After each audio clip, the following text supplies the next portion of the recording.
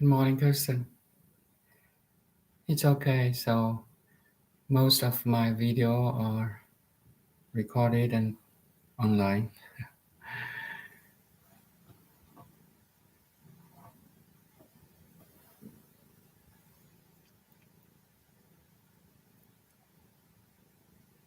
We can sit for a couple minutes, just in silence. Of course, you can raise your question if you do have. Silence is the best teacher.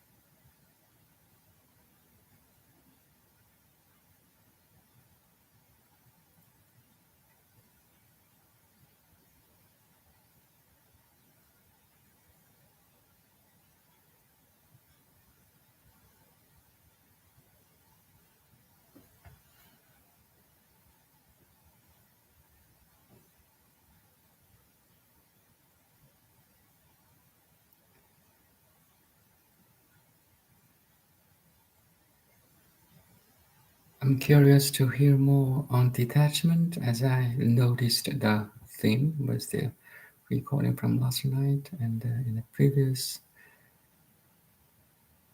session, don't judge, resist, attach. Yes. So that's how we can be free from the old patterns of thinking behavior.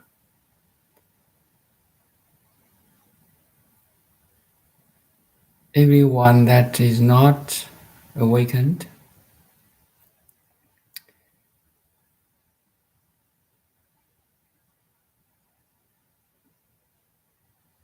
are prisoned by attachments, judgments, and resistance. It's like a free bird is prisoned by a cage, but that cage is made by the bird itself. So the whole process of awakening is break down that cage, meaning the old patterns of thinking behavior in terms of resistance. I don't want these things. And attachments, I want to grasp something I like, all the thing I like. And also the judgments. Judgments is like even an apple, they say, if I have an apple, let's say cup. Even this labeling fundamentally is not real. I'm talking about very neutral labeling. This is a cup.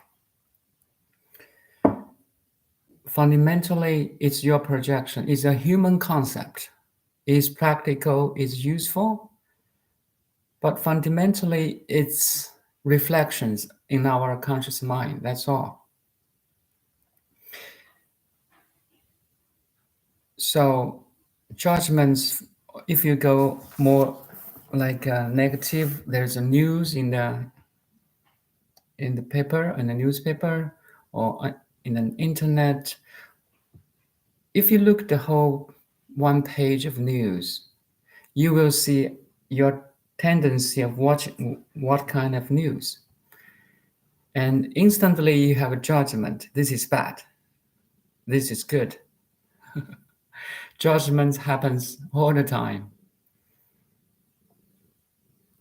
So all the approaches or technique of awakening is to be free, to be freed from, to be liberated from all this resistance, something I don't like, I hate this person, I hate this memory, I even to go extremity, I want to kill them, you know.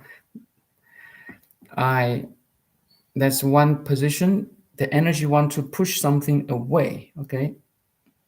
But for something we like, we enjoy, we want to hold it. This is one hold energy, the kind of inward energy, one hold it tight or keep it for our belongings, like it belongs to us. I want to hold this. So this is one way of resistance, push away, one way of attachments, hold it back. This is mine. This is my relationship. This is my possessions. And in between, there's a judgments. You label or labeling of this or that, or the dualities of good, bad, beautiful, ugly, success, failure, you know,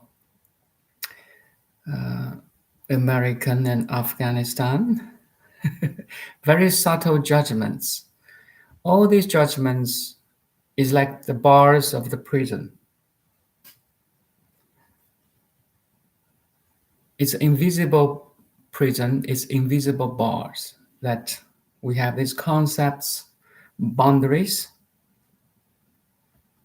This is my identity. It's kind of inner castle. In a castle, I'm the king. I want to build a castle to protect me, the king. But this very castle that protecting us is the prison that bind us, the boundaries. You see, in the physical boundaries, like a house, like a room, is protecting us from the, or the storm or the rain, heat and cold, right? But at the same time, we can only see the walls. This is seating, this is, door, this is the walls, the four walls of the prison, of the room, sorry. So all the process of awakening is letting go. First step is letting go. Letting go is to have that separation. I'm the awareness.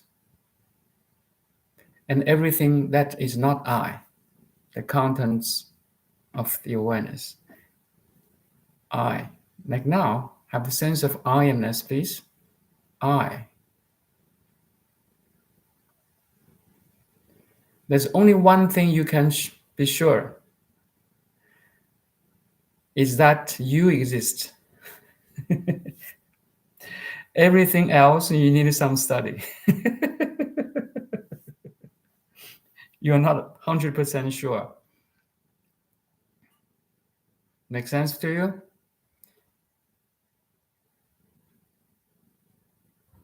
Is this absolutely a cup? If you awaken one, this very sure thing, cup, becomes unsure too. Becomes that is not that rigid concept. Let me say that. Yes, a cup in a convenient way, in a practical way. But absolutely, if you awaken one, this cup is not that solid, fixed concept anymore.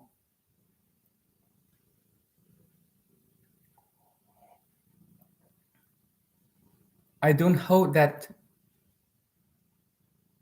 assureless, let's say sureless, I'll say rigid concept that this must be a cup. There's one thing, but there's only one thing you can assure, that you exist. That's the only thing we can be 100% sure. We have confidence to declare, I am. Every other things, don't attach to your concept. Because even scientists cannot say what the world is made of. But every scientist can say, I am aware.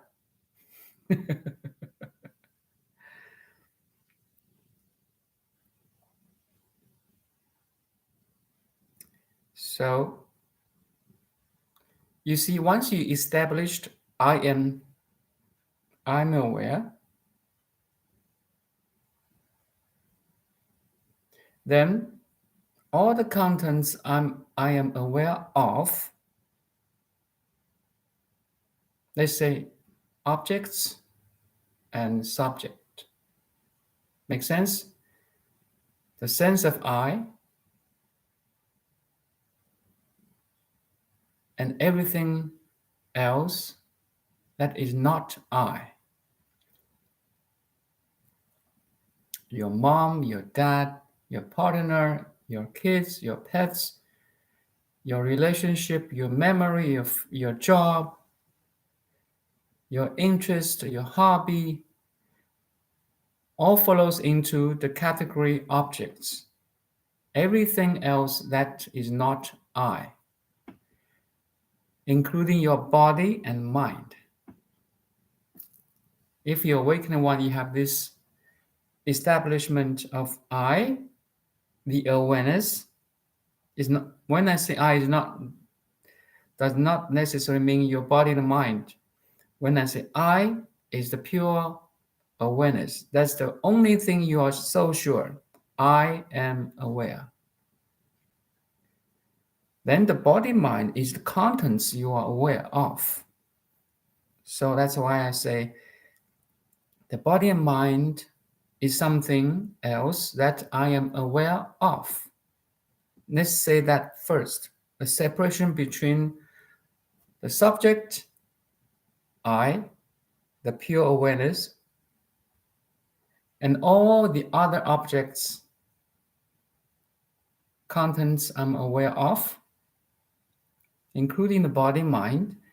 Mind is a group of things. Is a accumulation of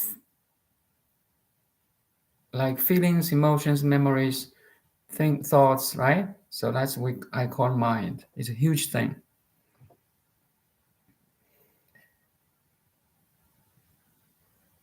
Once you have this separation, I and everything that is not I, the pure awareness and the contents of the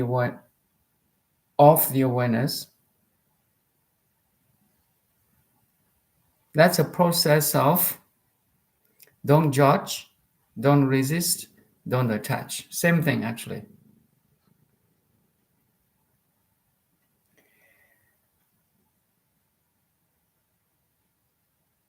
That's the first layer of understanding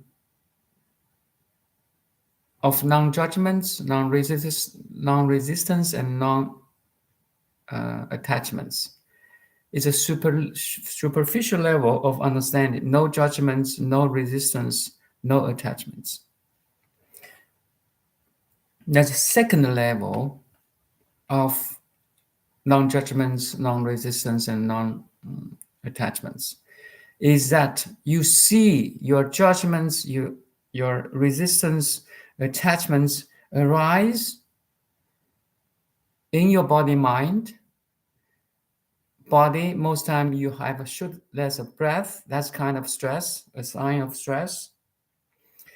Your body becomes tight, and then you feel discomfort. You are resisting this pain. That's the body level. And the mind level, you are judging. You dislike, you like. You fall into the field of dualities. Success, failure, I'm doing good, I'm doing bad, he or she is doing good, he or she is doing bad. All these kind of dualities, and you can perceive the dualities in your body mind, but instantly when they arise in your body mind, you see the nature of all the dualities in the body mind are empty. So you allow the judgments, resistance, attachments rising in your body mind, but at the same time you can see they're empty, they're unreal, they're like reflections in your conscious mirror, in your conscious mind, four-dimensional conscious mind. Once you have that wisdom or insight, looking into what's happening in your body mind, in this context is the dualities, success, failure, good, bad, I'm good, I'm bad, he's good, he's bad, positive, negative, all these dualities in your body mind, if you can see it, and you see the nature of all these judgments, resistance, and attachments are empty or not real,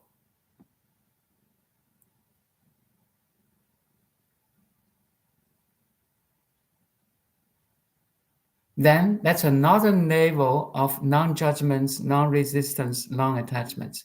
Because now you see the emptiness nature, the empty nature of all these judgments, resistance, and attachments. That's a second layer of understanding.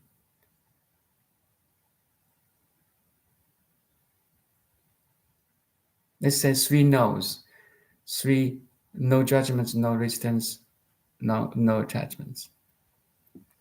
While the first layer of understanding, you try to suppress it, or or have less three no's through meditation. It's a way of letting go too. Keep doing that. There's nothing wrong with that process.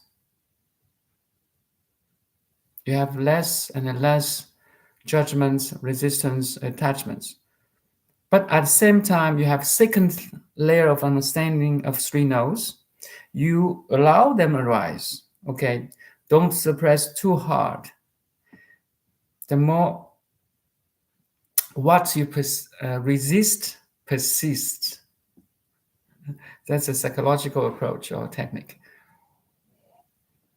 So you allow them arising, but at the moment it arises, you see the emptiness of the duality, of all the dualities, of all the judgments, resistance, and attachments. You see your patterns of thinking, behavior, tendencies, hidden thoughts. Sometimes they're so subtle. You have to wait until a certain situation happen. Then that hidden pattern will emerge. You know what I mean, right? If you go to a beautiful mountain or ocean, that bad things won't happen because or have less opportunity to emerge because you don't have that stimulus. Certain pattern thinking, behavior are related to a certain situations. It's like a chain of cause and effect, and it's a fixed. It's interrelated. Without that related stimuli, you may don't have that response or thinking of tendencies to emerge. My cat is here, my Zen master. So again, I repeat, it's very, very important. You try to become enough back to the source. I amness. I am aware. That's the only thing you can be assured, okay? 100% absolutely sure. Everything else, that every contents you're aware of now, like you don't hold it tight anymore, you just let it more be open, including this is absolutely a cup. No, I don't think that way. And a cup is a practical word, right? But fundamentally, is this a cup? Mm-mm.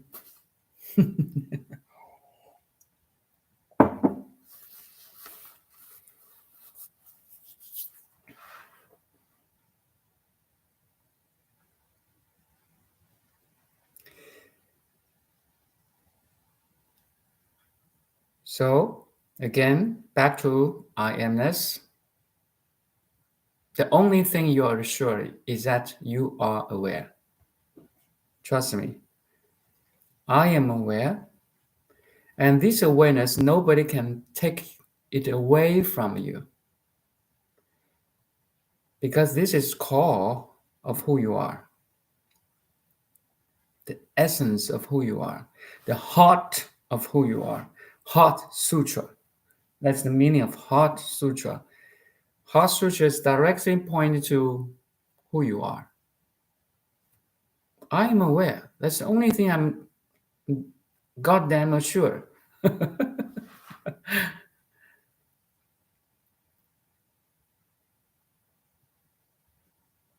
Then everything else is the contents I'm aware of. I leave it open.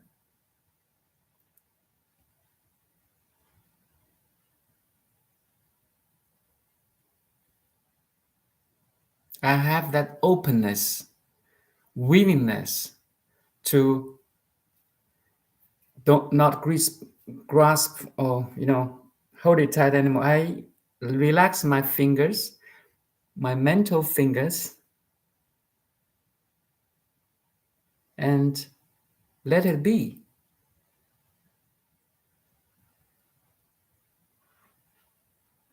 Then you have more opportunity. You open that potentials.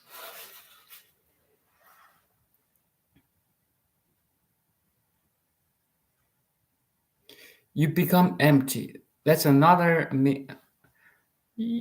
because now let's say we are prisoned by our concepts, by our limited understanding of who I am or what's the nature of universe and so on. Now I totally surrender. Okay, I don't hold that concept anymore, those concepts anymore. I let it be. Instantly, the bars of inner prison or inner castle drops. You enter that openness, vastness.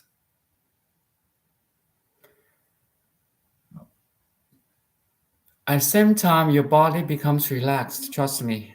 Your body becomes relaxed. Your mind becomes eased. That's the healing process too. Once your body becomes relaxed, your mind becomes eased. You're healing yourself at most fundamental level.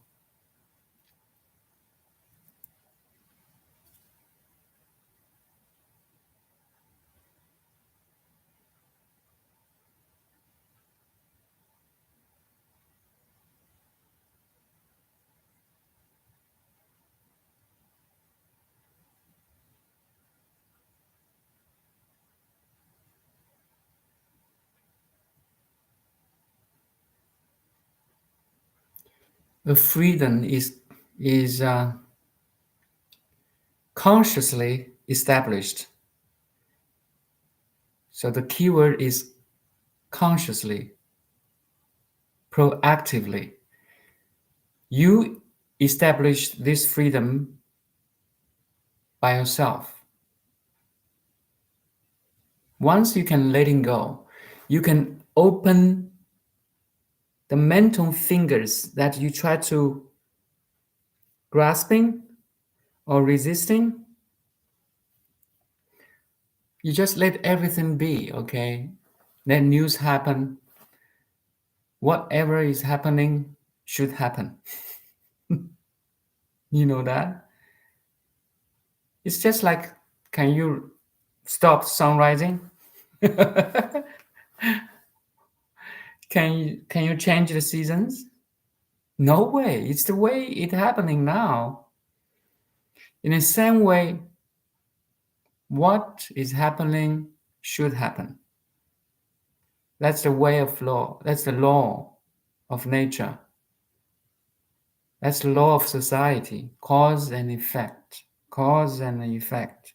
Cause and effect. Only when you can letting go all your judgments, resistance,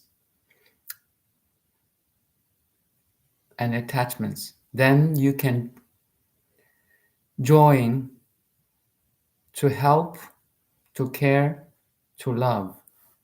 Otherwise, all the care, all the help, all the love is conditioned. And it may become a reason to disturb, to make things worse. Trust me. In the name of care, help, and love, all the helper, carer, being,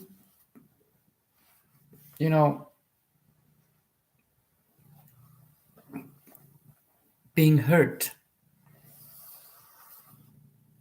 And even in the name of care, love, they are hurting others too. It's a sad thing, you see. Because why? Why? Because they don't have an ultimate understanding of the things. They cannot let it go.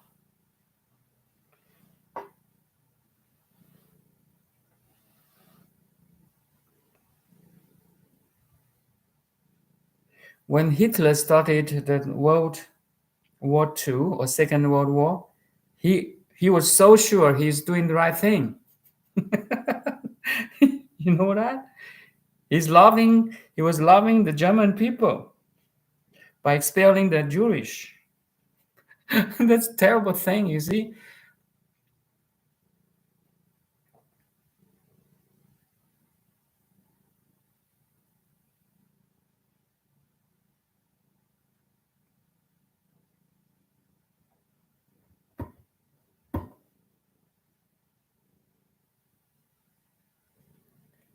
Everybody has a boundary. That's a problem. A physical boundary, an emotional boundary, a mental boundary that this is me. This is I. No matter how big your boundary is a boundary.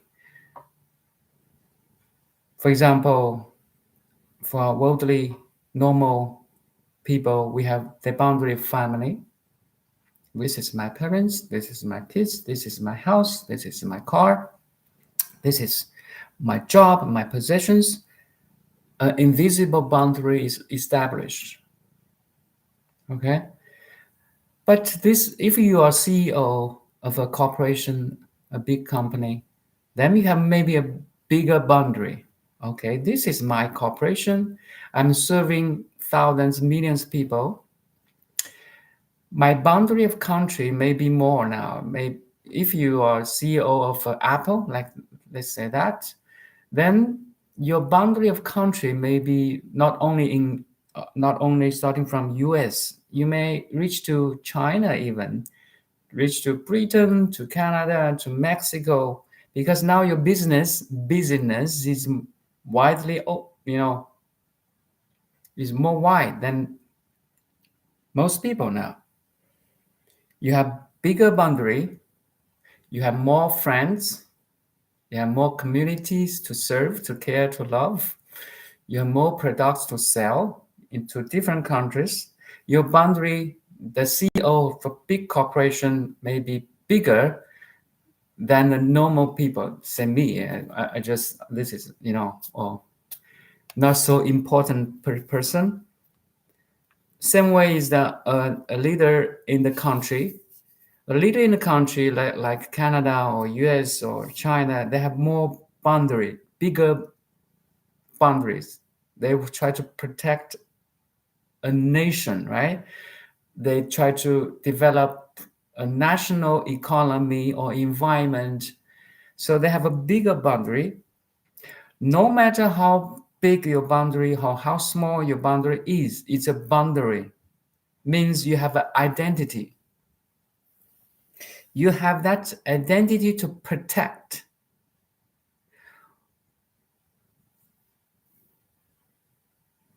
When someone or something or some situation penetrating your boundary, you try to protect it. You try to drive them away, or to defend your boundaries, your identities, your concepts. Then that's where the conflict starts. Conflict may, how to say, increase to a wall.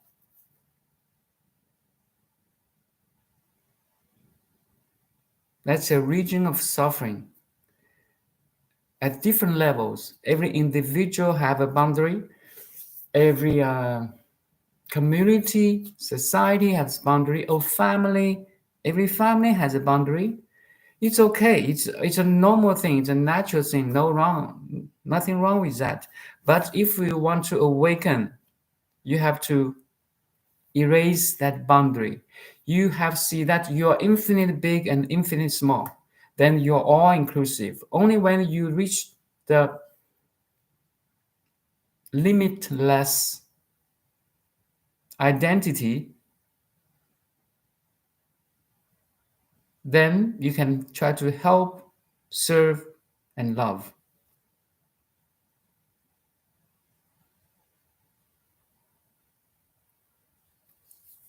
That's what the Buddhists are doing. That's all the sages are doing, including Mother Teresa, right? All the sages. If you really understand who you are, you understand who are they. Because at the fundamental level, we are in the same field. We are in the same boat.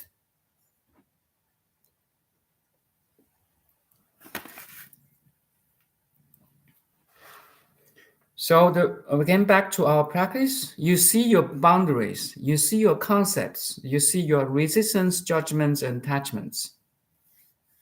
You see them all, and you can let them go. That's step one of awakening. A separation between I and everything that is not I is established, and it's freely and firmly established. You are already that. It seems we need to do a lot of things or practice to maintain that separation. But originally, you are that. You are the pure awareness perceiving the world. Okay? That's the hope. That's the truth we can practice. You are a doctor already. That's why you can have the doctor's degree in the future. Otherwise, you will never get a doctor's degree. That's the most fundamental philosophy.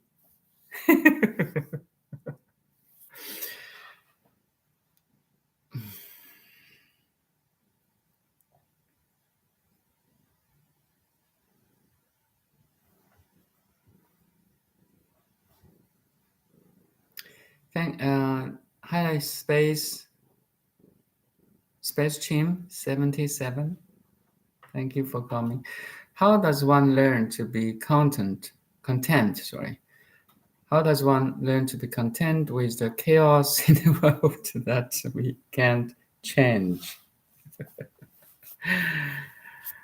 Yeah.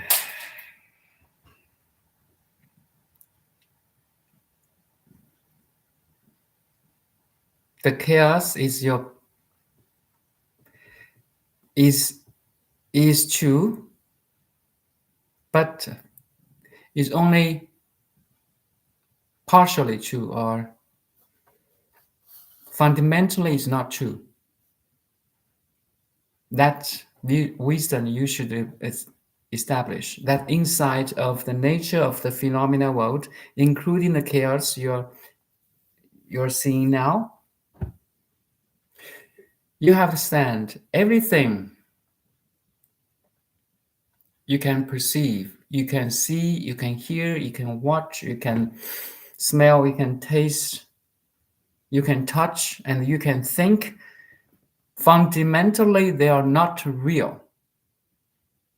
That wisdom should be established. That insight should be established. Why? When I say fundamentally, it's in a relation to the ultimate.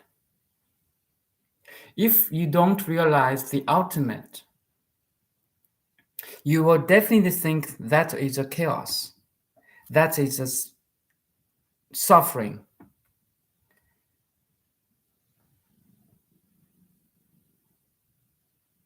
And you try to help them, but yourself is not completely stable yet. So you may stimulate, disturbed, distracted, hurt while you're trying to help. Because I give you just a very simple example. In the 10 or 20 years ago, there's a Chinese writer in the United States. I forgot her name. She wrote a book about the NanJing Massacre. Okay, you can Google. She tried to discover the truth of NanJing Massacre. You know, in the Second World War, Japanese invaded China, and especially they did terrible things, killing people, especially in Nanjing. I think it's the year of 1941. They killed 300,000 people were killed. 300,000.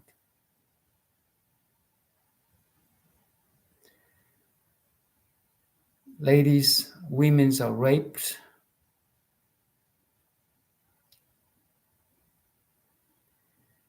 Kids being killed brutally.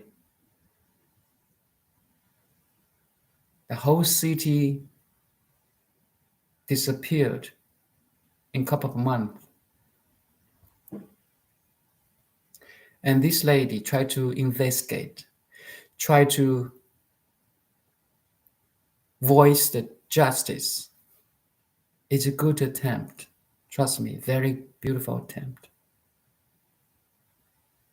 But in the same time, while he digging into so many details of killing, of brutality, let's say the brutal action of Japanese soldiers, she was so hurt. To make short, she suicided. She killed herself when she finished the book. It's such a tragedy, such a tragedy. Why? Because herself is not stable. Herself grasping all the details of the NanJing Massacre as true, so true, that she herself can let it go and have that negative energy stored in her body mind to a level that she cannot bear anymore. She wants to end her life. Such a huge tragedy. That's just an example, you know.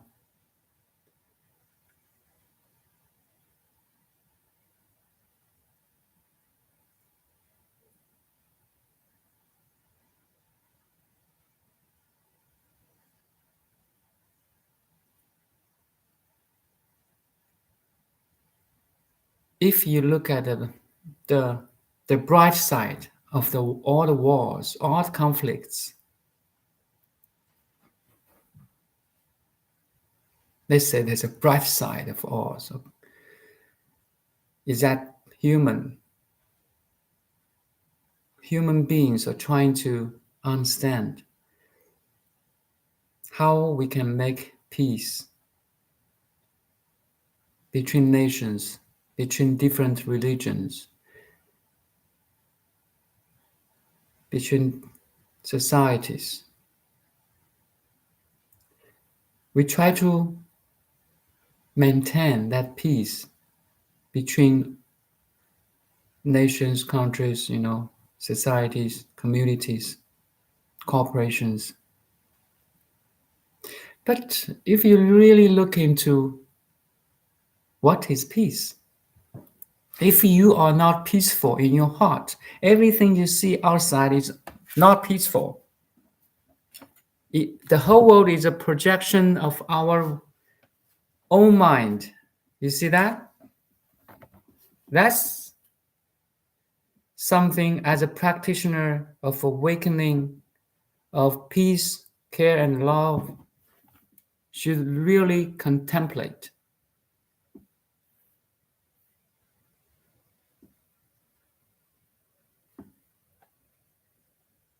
Only awakened one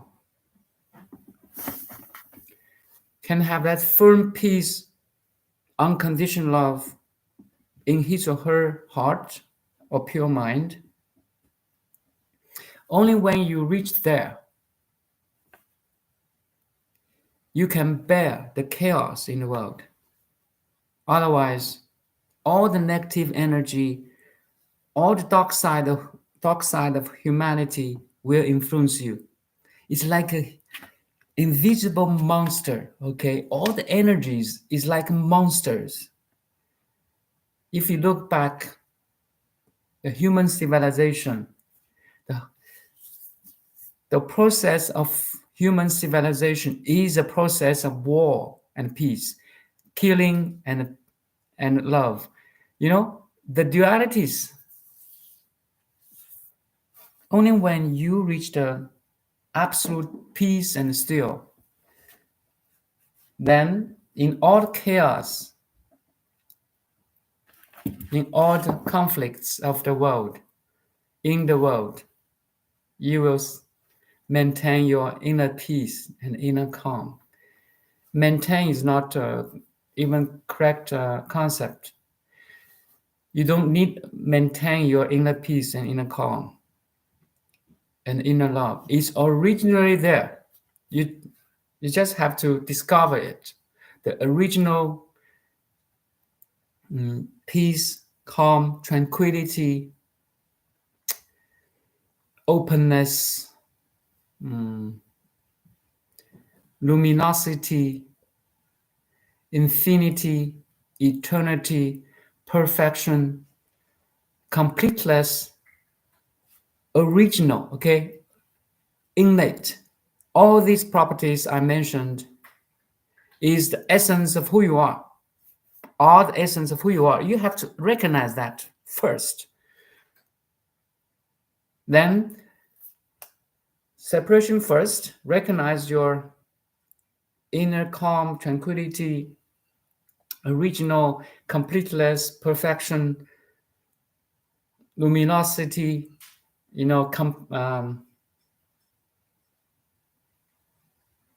openness, purity, purity, stability, the innate, all the innate properties, original properties, you have to access. You have the ability to access, and it's free. Trust me. Then you can step two. You can try to reach out because now you're rooted. You have a foundation now. Otherwise, all the help, all the care, all the love is like floating energies in there. It's not rooted. It's like a floating kite. The thread is broken. It's a floating. It's not rooted anymore. But you have that solid thread, a diamond thread. That kite in the sky is your mind, is your six senses outputs. Now your foundation is a pure heart, stable, open, perfect, complete, luminous, unconditioned, infinite, pure mind of foundation. Then you can play with a kite, the outputs of your six sensory organs, your action, your speech, your love, your compassion, your intellect, or intelligence, your wisdom, let's say your outgoing mind, your outgoing actions, physically, mentally, emotionally, okay? The huge kite in the sky, in the world. Then you can reach out. Otherwise, you always see the chaos. You always see the damage, the hurt. And that seeing of the damage, of the hurt, of the chaos, of the suffering in the world will make you chaotic. Will make you suffer. Will make you, unstable. Will make you hurt, like the writer of the NanJing Massacre. No, that's not the way. The peace always comes from inside first, inner. Then everything you projected, you're looking out, is peaceful. Fundamentally, all the civilization, all the wars and conflicts, hurts, pain in the world are unreal. That insight you can establish.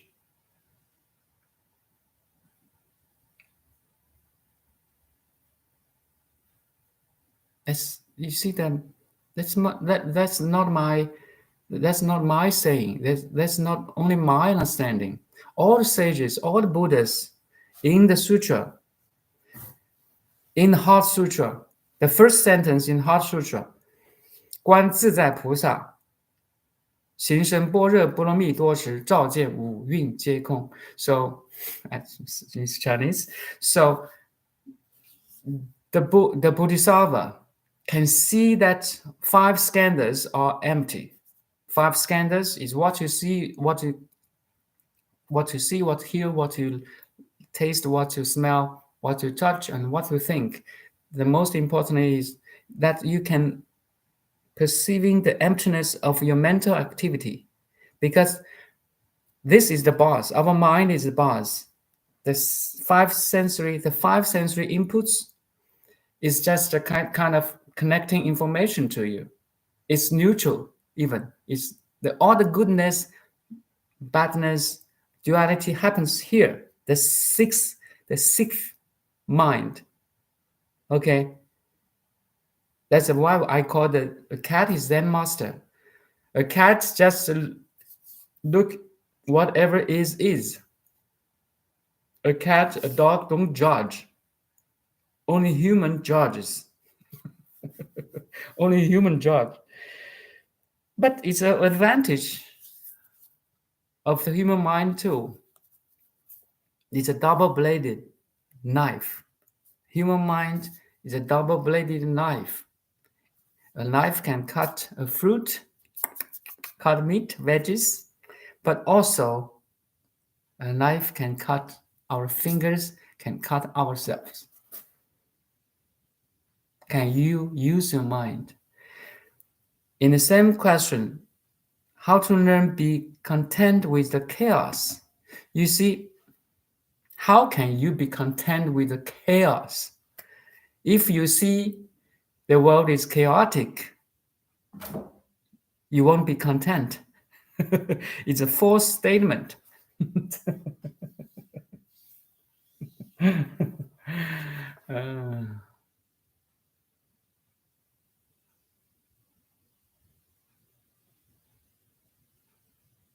You have to see the contentment already in your heart.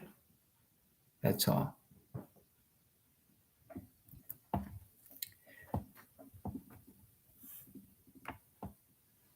And you can see the dualities of the world without a problem. In the non-dual heart, in the non-dual pure mind, in the non-dual being,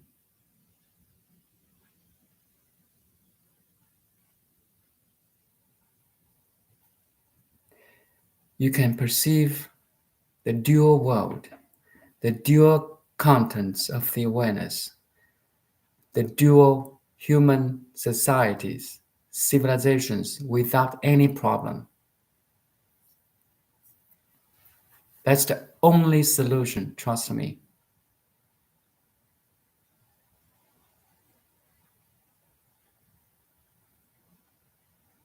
That's the only true understanding.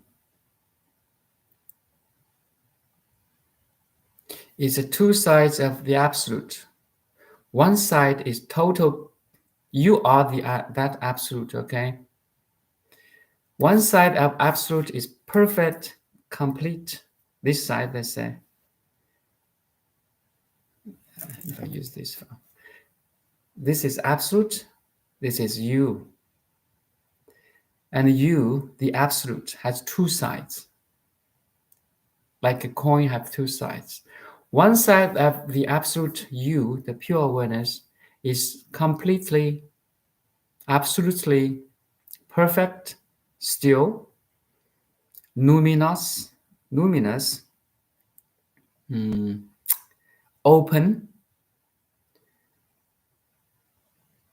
tranquil, unlimited, unconditioned, free,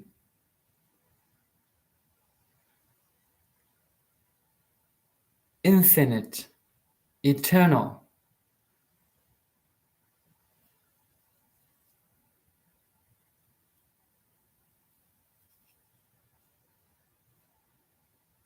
This is all the one side, all the object attributes of one side of the absolute. My cat is out.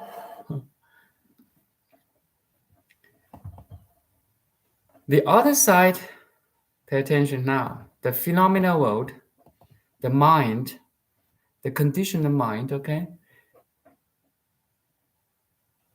All the information, energy, matter are this side of absolute, which is, listen carefully, incomplete, conditioned, limited, changing, even chaotic, impure, imperfect, finite.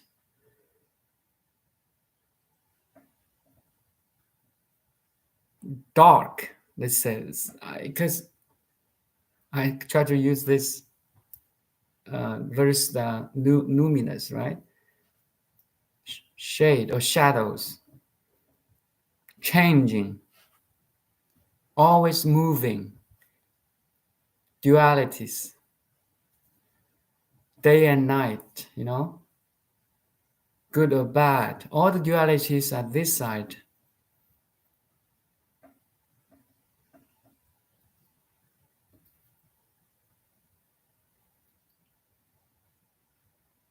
So that's the reality, that's the truth. That's the great nirvana.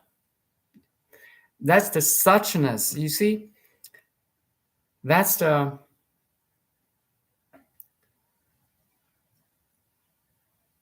easiness. The absolute has these two sides, and you don't attach to either side. That's called Buddha.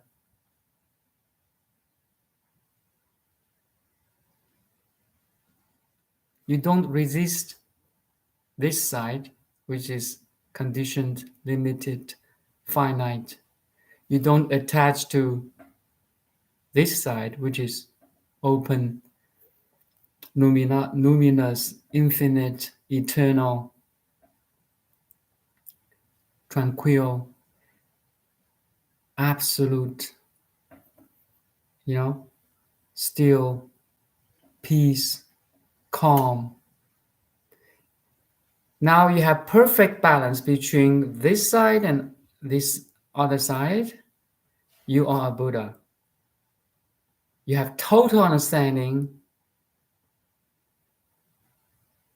of what's going on. In every moment, it contains these two sides. Every space-time, every coordinates in space-time, every event in space-time, every thought you can fire, every feeling you can feel, every perception you can perceive, every sensation you're having now has these two sides. That's a total picture of the ultimate truth. You see that? Oh, the whole world is you, yet only you. Play and enjoy.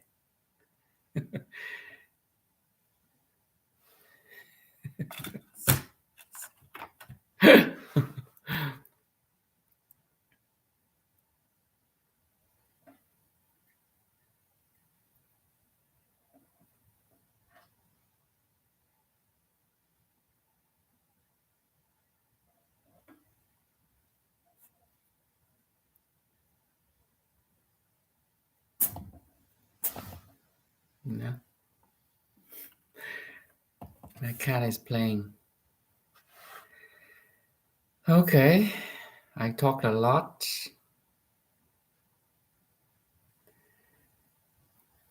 Hopefully you enjoy, or it's helpful for you to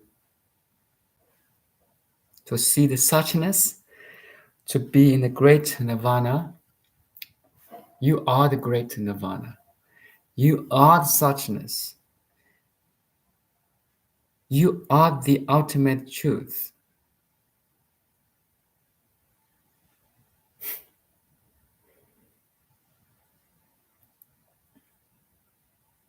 And let's end this session in silence.